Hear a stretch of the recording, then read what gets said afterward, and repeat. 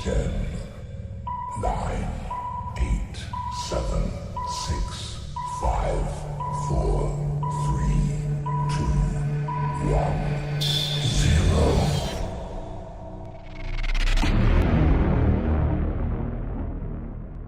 Hai guys, ketemu lagi di acara Be With You. Tapi biarlah ini bukan hanya menjadi acara mingguan, tetapi biarlah ini terus mengobarkan cinta kita kepada Tuhan.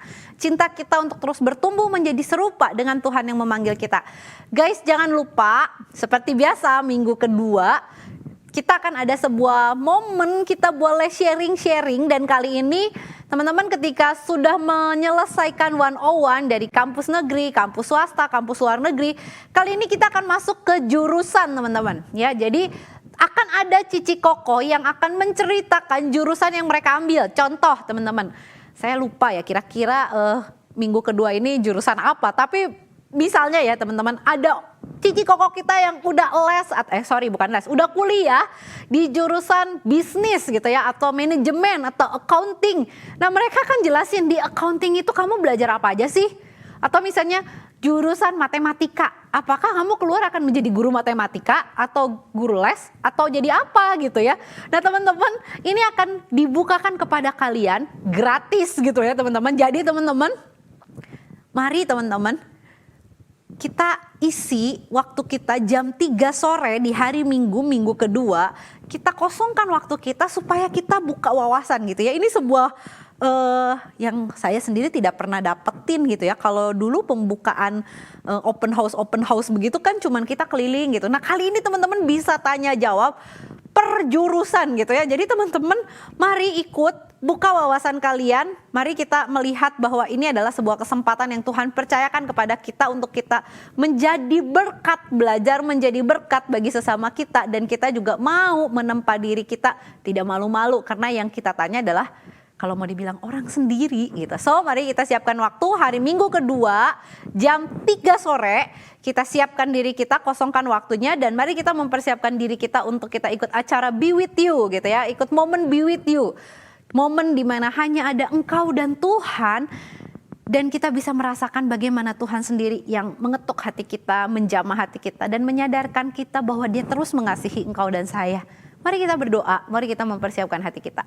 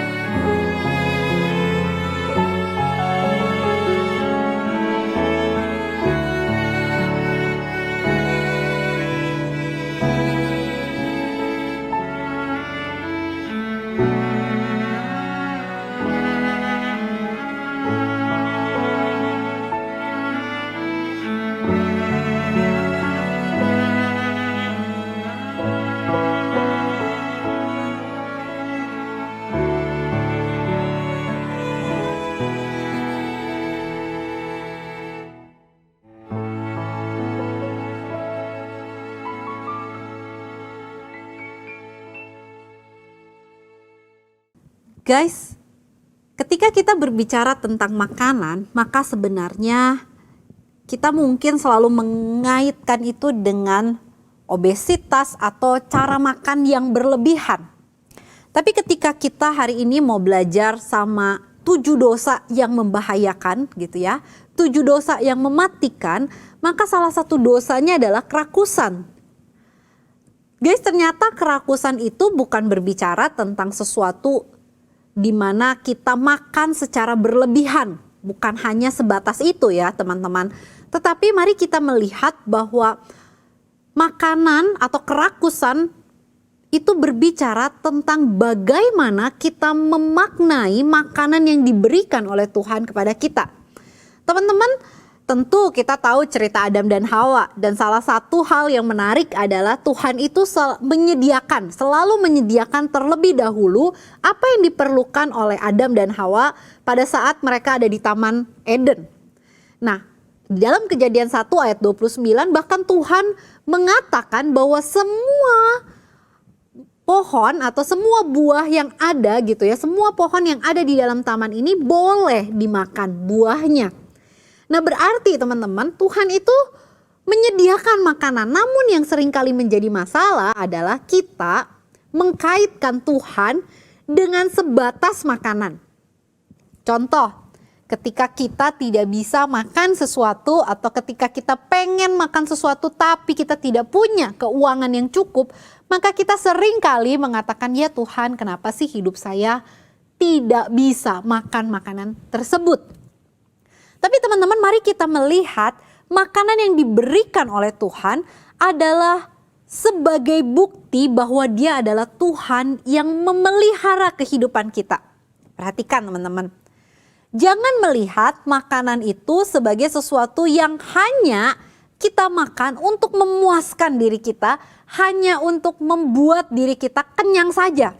Tetapi mari kita lihat bahwa ketika Tuhan menciptakan manusia, Tuhan sudah menyediakan sebelumnya apa yang diperlukan oleh manusia, termasuk makanan. Sehingga pada waktu kita makan, mari kita mengucap syukur kepada Tuhan karena kita ingat Tuhanlah yang menyediakan makanan itu. Tuhanlah yang memberikan kepada kita makanan itu. Teman-teman, mungkin sebagai orang Kristen kita terbiasa untuk mengatakan begini, saya sudah doa sehari 5 kali, bangun pagi, makan siang, makan malam, tidur malam. Tapi teman-teman, saya pernah dengar sebuah cerita yang mengatakan gini, doanya ya begitu aja, Tuhan terima kasih untuk berkat yang kau berikan, dan sesudah itu dalam nama Tuhan Yesus, amin. Tidak ada yang salah teman-teman tentang doa itu, tapi mari kita memaknai kata terima kasih waktu kita berdoa. Benarkah kata terima kasih itu lahir dari hati kita yang mengucap syukur karena Tuhan yang menyediakan makanan itu? Ataukah kata terima kasih itu hanya sebuah kata yang kita ulang-ulang ya karena memang polanya seperti itu. Bahkan ketika kita merasa makanan yang di depan kita tidak kita suka, tidak sesuai dengan selera kita, tidak sesuai dengan keinginan kita, kita cuma ngomong gini, Tuhan terima kasih untuk makanan ini tanpa sebuah makna yang benar-benar bersyukur. Guys, mari, salah satu bahaya dari yang namanya kerakusan adalah kita lupa mengucap syukur. Kita lupa bahwa hidup kita dipelihara oleh Tuhan. Yuk kita sama-sama sekarang ambil waktu, kita mengucap syukur kepada Tuhan karena kita sadar kalau kita ada hari ini itu karena anugerah Tuhan. Kalau kita ada hari ini itu karena cintanya Tuhan sama kita. Dan kalau kita boleh menikmati semua berkat Tuhan, bahkan ketika kita boleh makan dan minum, kita menyadari itu karena Tuhan sayang sama kamu. Tuhan pelihara hidup kita. Yuk kita ambil waktu, kita bersyukur kepada Tuhan yang memelihara hidup kita.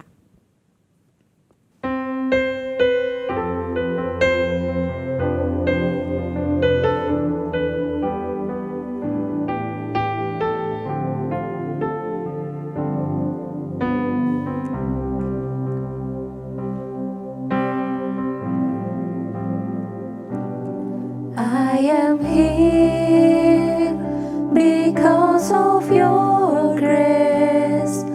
I am here because of your love. Lord Jesus, I am so thankful for your grace abounds to me.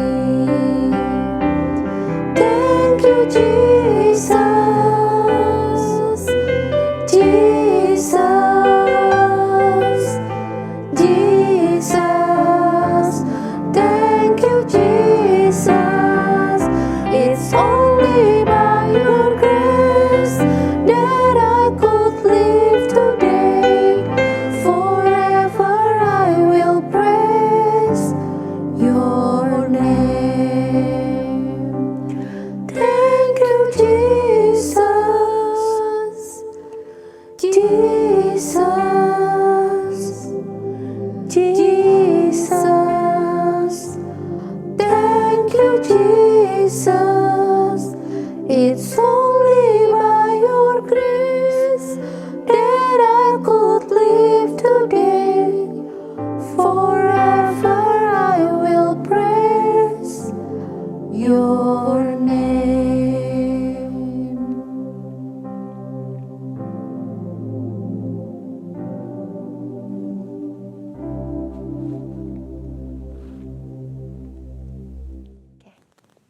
Oke teman-teman, bahaya dari kerakusan tidak hanya membuat kita menjadi orang yang lupa untuk mengucap syukur atas berkat yang sudah Tuhan berikan kepada kita. Tetapi dosa dari kerakusan juga membuat kita menjadi orang yang tidak peduli terhadap sesama kita. Karena kerakusan yang ada dalam diri kita itu membuat kita merasa diri kita itu tidak cukup.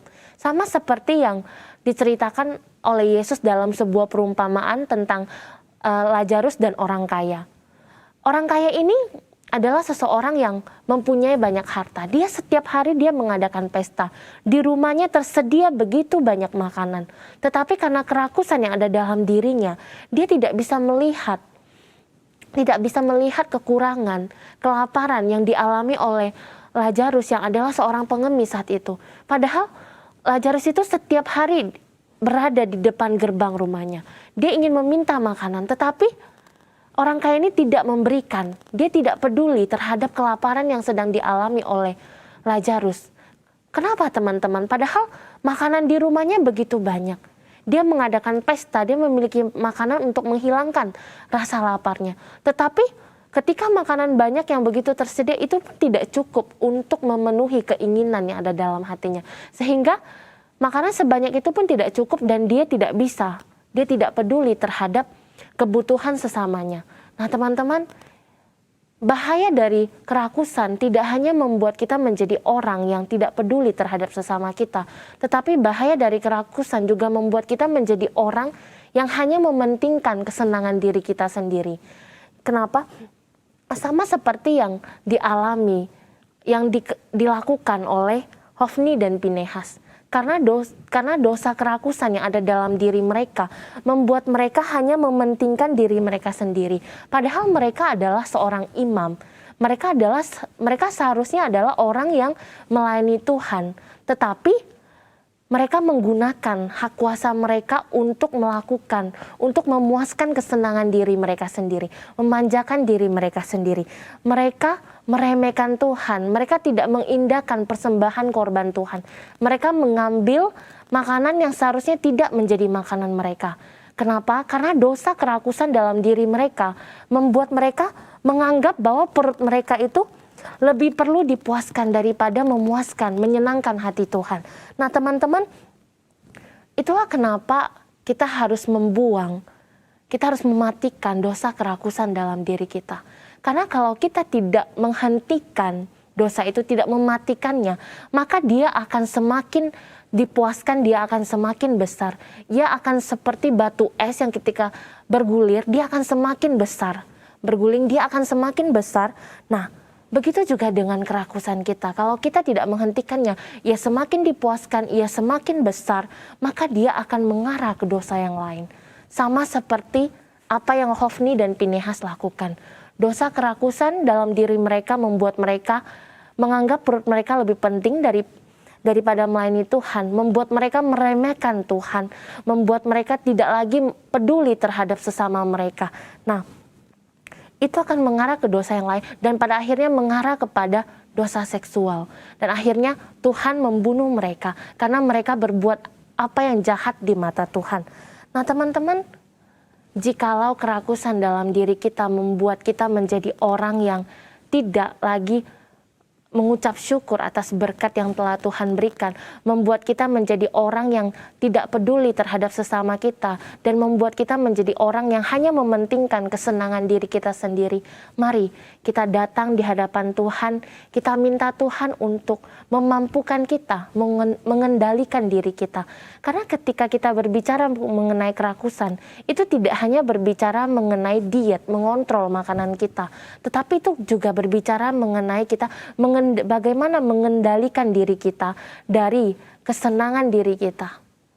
Nah, teman-teman, memang tidak mudah, tetapi datanglah ke hadapan Tuhan. Kita minta Tuhan murnikan hati kita.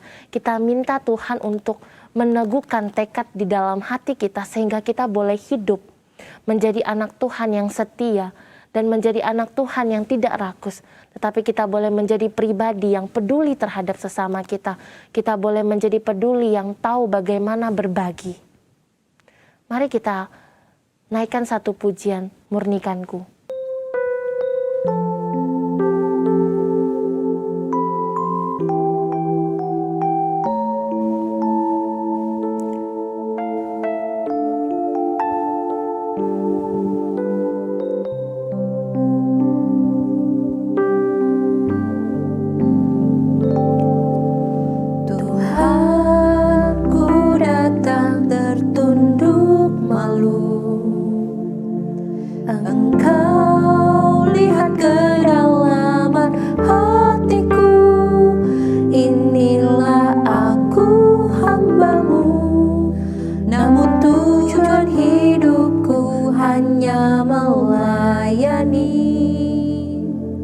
Diri sendiri,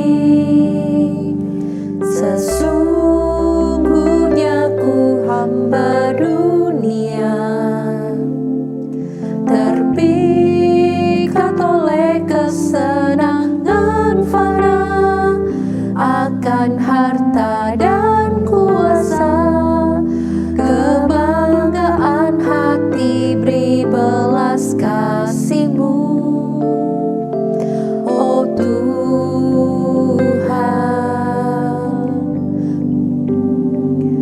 Murnikanku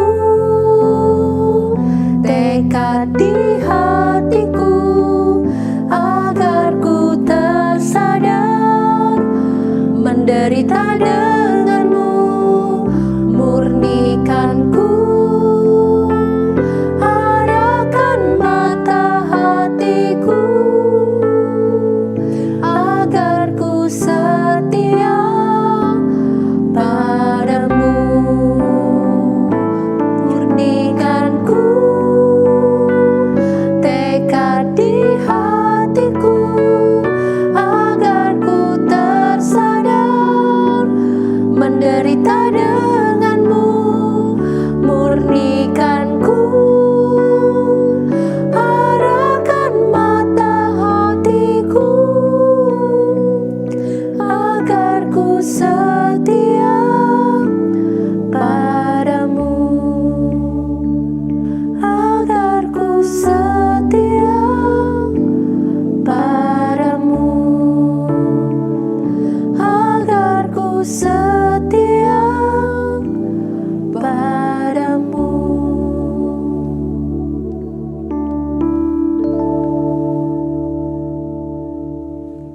Teman-teman, mari kita bersatu dalam doa. Bapa dalam kerajaan surga, kami datang di hadapan-Mu ya Tuhan. Engkau adalah Allah yang mengenal setiap pribadi kami. Engkau tahu kedalaman hati kami. Kami datang di hadapan-Mu ya Tuhan. Jikalau Engkau mendapati hati kami masih dipenuhi oleh dosa kerakusan ya Tuhan. Ya Tuhan, kami datang dengan kerendahan hati. Kami memohon kiranya Tuhan Engkau yang boleh menolong setiap kami. Engkau mampukan kami untuk mengendalikan diri kami, sehingga kami boleh mematikan dosa kerakusan dalam diri kami.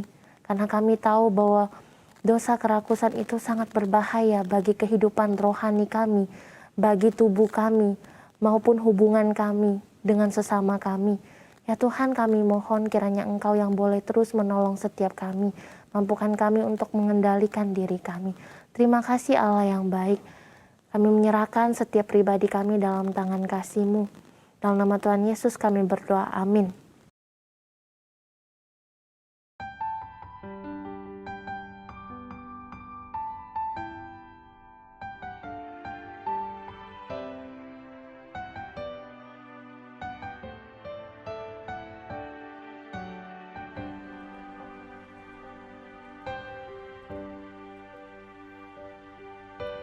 Hidupku Kau genggam dalam tangan-Mu.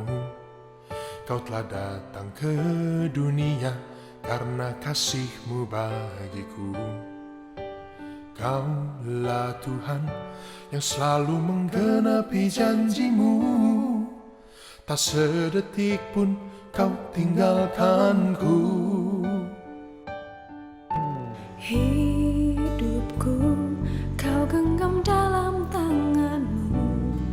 Kau telah datang ke dunia karena kasih-Mu bagiku. Kaulah Tuhan yang selalu menggenapi janji-Mu. Tak sedetik pun Kau tinggalkanku. Saat aku tersesat dan ku menjauh dari-Mu, kasih-Mu bawaku kembali kepadamu. Oh Yesusku, betapa agung karya-Mu. Kau pulihkan hidupku, berharga di mata-Mu, jadi kesayangan-Mu. Sekalipun badai hidup menerpa, ku tak takut sebab Engkau berjalan bersamaku. Engkaulah Immanuel. Kuatku berharap, imanku percaya, Engkaulah Yesus, Juru Selamatku.